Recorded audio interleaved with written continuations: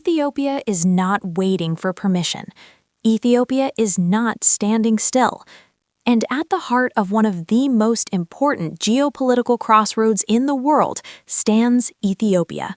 When Turkish President Recep Tayyip Erdoğan landed in Addis Ababa for the first time in 11 years, it wasn't just a ceremonial visit, it was a signal. A signal that Ethiopia is not just participating in global politics, it is shaping them. Today, we're breaking down why Ethiopia is emerging stronger, more strategic, and more influential than ever before.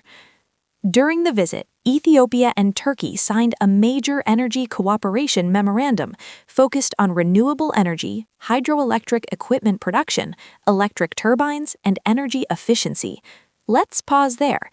Ethiopia is already home to Africa's largest hydroelectric power project, the Grand Ethiopian Renaissance Dam. Once fully operational, GERD is expected to generate over 6,000 megawatts of electricity, transforming Ethiopia into a regional energy powerhouse. This new agreement with Turkey strengthens that trajectory. Instead of being dependent on imported technology, Ethiopia is positioning itself to develop hydroelectric infrastructure, expand renewable energy capacity, build local industrial manufacturing capacity, increase energy exports to neighboring countries. Energy is not just electricity, it's sovereignty. And when a G20-level economy like Turkey commits to joint production and infrastructure development, it reinforces global confidence in Ethiopia's long-term stability and economic direction. Ethiopia isn't just building dams, it's building leverage. The Horn of Africa is one of the most strategically sensitive regions in the world. The Red Sea corridor connects Europe, Asia, and Africa. Roughly 12% of global trade passes through nearby maritime routes. In this complex environment, Ethiopia has emerged as a serious diplomatic actor. Turkey previously helped mediate tensions between Ethiopia and Somalia over port access, resulting in what became known as the Ankara Declaration. That mediation didn't happen in a vacuum. It happened because Ethiopia is viewed as indispensable. With over 120 million people, Ethiopia is Africa's second most populous country. It hosts the headquarters of the African Union in Addis Ababa, making it the diplomatic capital of Africa. When global powers engage the Horn, they cannot bypass Ethiopia, and that's key.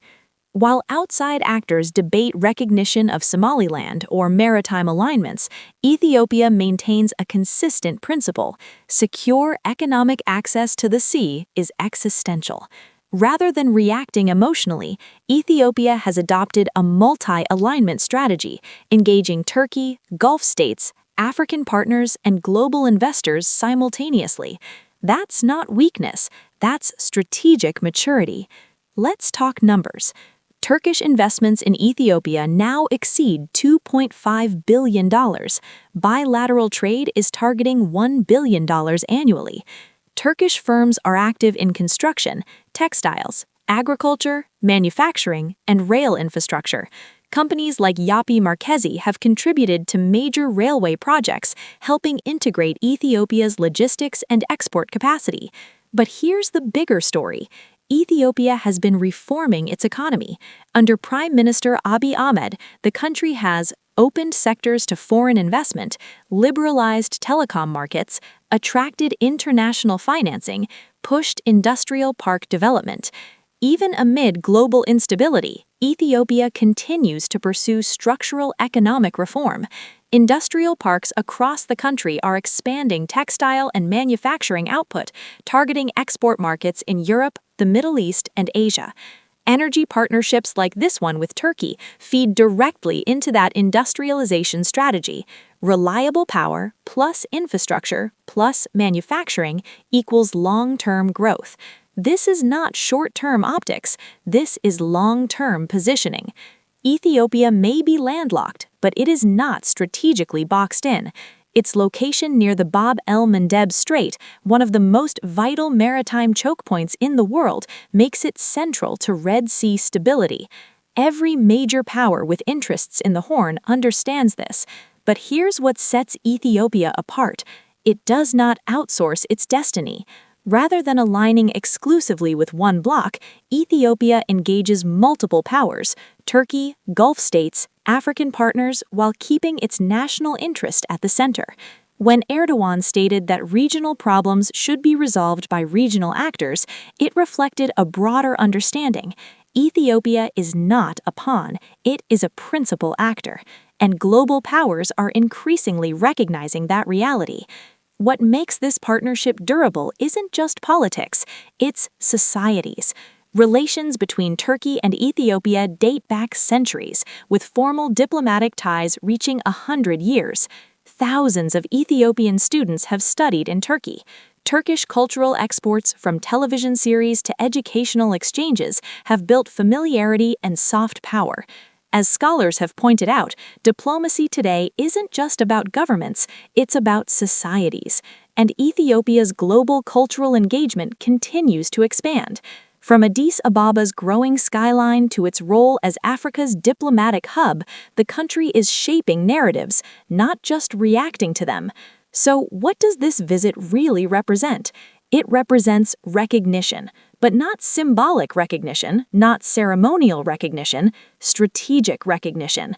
Recognition that Ethiopia is no longer viewed simply as a developing nation navigating regional pressures, but as a state whose decisions influence trade corridors, diplomatic alignments, and energy security across the Horn of Africa and beyond.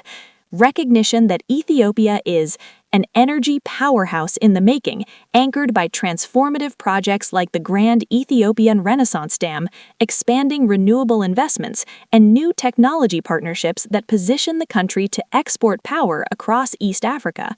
A diplomatic anchor in the Horn of Africa, hosting the headquarters of the African Union in Addis Ababa, mediating regional tensions, and engaging global powers without surrendering its sovereign priorities. An industrializing and manufacturing economy, leveraging infrastructure expansion, foreign direct investment, industrial parks, and strategic partnerships to move up the value chain from raw exports to production and value creation. A country too central to ignore, geographically positioned near the world's most critical maritime corridor, demographically powerful with over 120 million people, and politically influential in shaping Red Sea and Horn dynamics. In a world defined by shifting alliances, contested sea lanes, and emerging multipolarity, Ethiopia is not on the sidelines watching global powers compete. It is at the table. And increasingly, it is helping set the agenda, defining its maritime ambitions, negotiating energy partnerships on its own terms, and balancing relations across the Middle East, Africa, and beyond. The Horn of Africa is evolving, the Red Sea is strategic, global powers are recalibrating, and in the center of that recalibration stands Ethiopia, not reacting to history, but actively shaping it. This visit is not just about a memorandum of understanding, it is about momentum, and that momentum signals something clear. Ethiopia is rising, steadily, strategically, and with intention.